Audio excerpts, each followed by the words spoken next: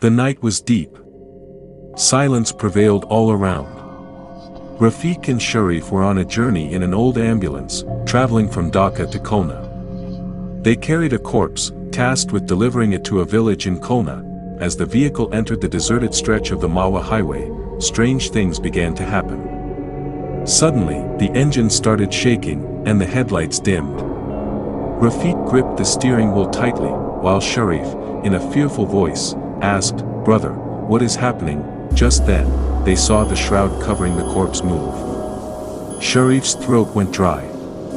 As he turned slowly to look back, he saw something shifting under the sheet. Suddenly, with a violent jolt, the vehicle tilted to one side.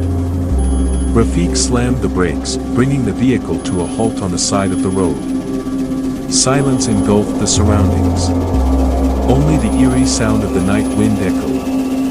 Sharif cautiously opened the rear door and shone his torch on the corpse. What happened next was beyond imagination. The corpse's eyes were open, and its lips stretched into a grotesque smile.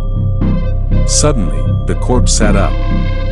Sharif screamed and fell back, while Rafiq froze in shock. But within moments, everything returned to normal.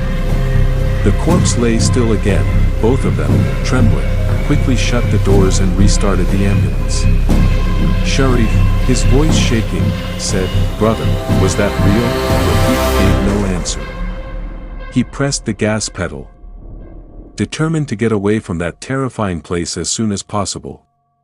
But that night on the highway remained a haunting memory. A little further down the road, they saw an old man standing by the roadside, waving his hand.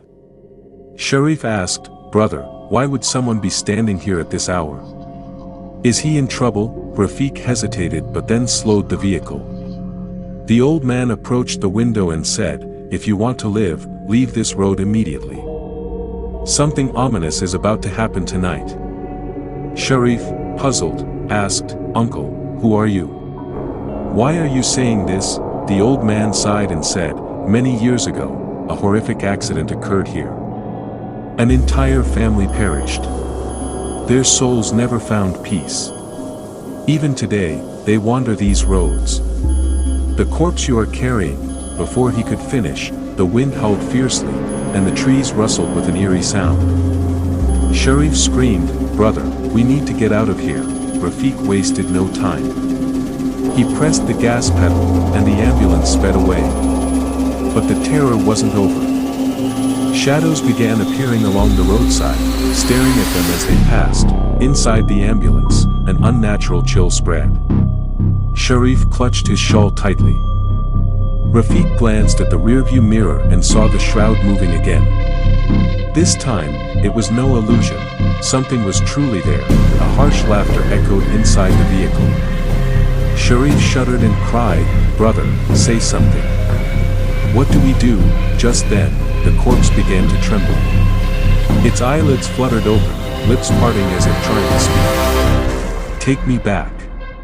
To where it ended, Rafiq and Sharif stared at each other in terror. Sharif screamed, "Brother, what are we doing?